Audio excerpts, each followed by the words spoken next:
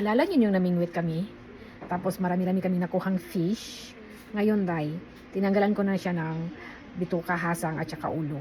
Ngayon, day, hindi pa rin niya naubos ito sa bahay kasi ako lang naman kakain nun, day. Maarte mo itong mga kasama ko, day. Ngayon, day, puro ako ngayon. Walang mamaya, walang bukas. Ang ginawa ko, dahil gusto ni Hapon, ikip ko yung isda na yon dahil mamimingwit siya at yun ang pinaka pamain niya. Gusto niya makabingwit ng mga malalaking isda. Malamig man ngayon, day, no? So, ang gagawin ko dyan ay para hindi na siya makapamingwit kasi bitin na naman niya ako, ayoko. So, ang ginawa ko siyang paksiyo gawin ko siya sa rice cooker. No, pressure cooker. Nakikita yung higaan namin na wala pang linis. Umiga kasi si Bunso, ngayon hindi ko na lang siya niligpit. So, ito, ganito. Ang ginawa ko, ayan. Meron tayong pressure cooker. Nilagyan ko sa ilalim dyan ng mga bawang at saka luya. Tapos, in-arrange ko siya dyan lahat. I-arrange ko muna siya dyan lahat. Wala ng tubig yan, nakatulo na yan. Wala na siyang mga pinagtanggalan ko siya ng ulo at saka hasang. I-pressure ko siya ng mahinang pressure. Para naman hanggang buto ay makain. So, yun ang gagawin ko.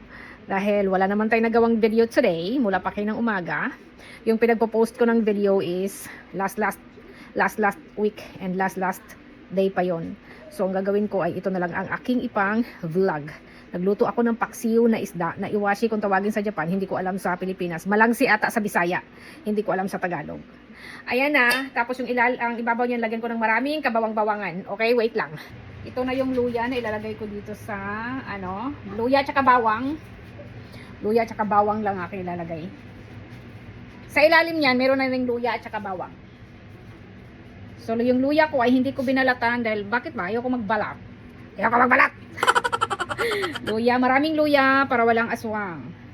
Pagkatapos, asin. Wag naman ibuhos lahat. Wait lang.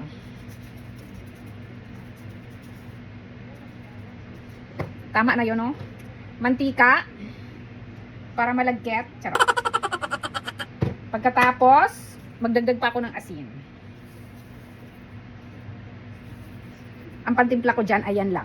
At saka water. Wait lang. Maglagay tayo ng, ako lang pala is water. Maglagay ako ng water. Yan lang, konti lang. Konti lang ba? O, konti lang yan. Yan lang yung panimpla ko. Sayang naman siya itapon, inumin ko. Sarap talaga ng tubig. Tapos, ilagay ko na siya din eh. Bahalag, magganda ipit-ipit tayo basta naka-vlog. Tapos, kukunin natin yung takip. Lahat na lang i-detalye. Make it sure na yung takip nyo ay naka-set siya sa tama. Sa tama para hindi siya para hindi sisingaw. Iakyat natin yung dapat iakyat. Tapos, iligpit muna natin i-text para mahaba ang ating vlog. Tapos, ay!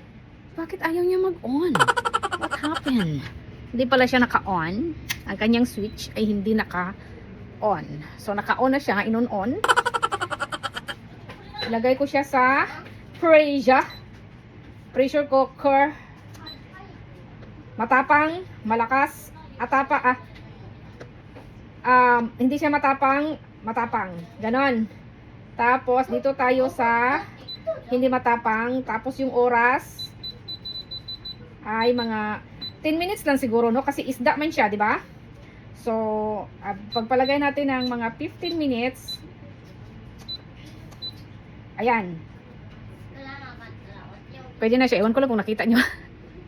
Pinressure ko siya sa hindi masyadong malakas na puwersa ng pressure. Kaya, we'll see na lang. Diba? Papakita ko sa inyo mamaya pag na siya, naluto na. Bye! Nag-bye-bye na ako dahil wala pa namang suka, di ba? Saan ka nakikita ng paksiw na walang suka? So, ang ginamit kong suka is mamurahan. Suka ba yan? Suka siguro to, katinikman ko maasim man. So, tikman natin ulit. Tikman natin ulit kung maasim siya, ha? Maasim man siya, so suka siya dahil, no? Lagyan natin ng suka-sukaan. Kunti lang siguro dahil, no? Baka hindi makain sobrang asim dahil ba? And then, atin siyang i-pressure. Pressure daw. Wala lang good. Para lang talaga tataas yung oras ng vlog natin. Bahala kayo, manood kayo kung hindi. Arod ka who you are. Saan na ba yun? So, isarasarahan na natin ito. Isarasarahan na natin itets. Oh, hindi dyan. Pray siya. 10 na lang siguro dahil, no? Baka madurog pa. 11 na lang. 11 minutes. So, mamaya ipapakita ko sa inyo ulit.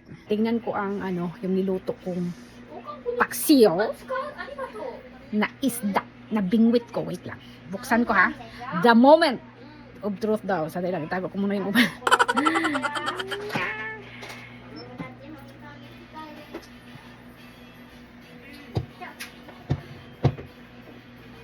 Kamayin ko na lang siya dayo eh.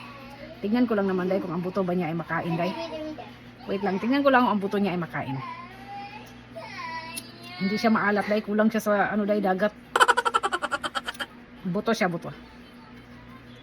Hindi na makain buto dayo. Ramdaman ko. Matigas pa yung buto dayo eh.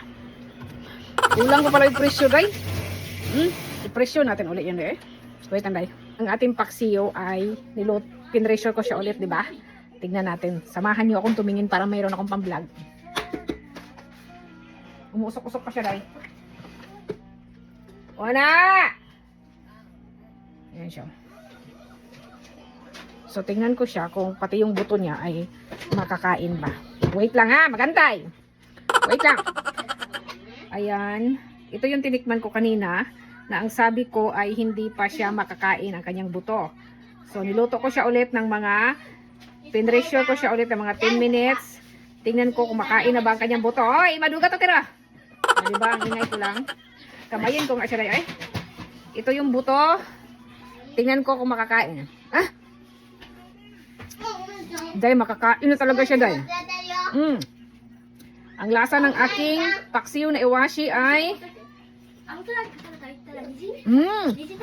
ba't ang kinis-kinis ko dyan? Hindi naman ako makinis ah. Grabe talaga tong lipstick na to. Kanina pa yung umaga. Marami na akong nilapang pagkain. Marami na akong nilapang pagkain. Ay, maduga to tira. Bingay kasi. Marami na akong nilapang pagkain. Andiyan pa rin siya. Pero ang ating paksiyo na isda na iwashi, hindi ko alam sa... Ah! Init! Alam mo ha? Ayan yung buto niya, di ba? Ito yung buto niya, di ba? Ito yon, di ba? Day! Ang lambot, parang lubot mo. Ayun, nakakain siya dahil. As in.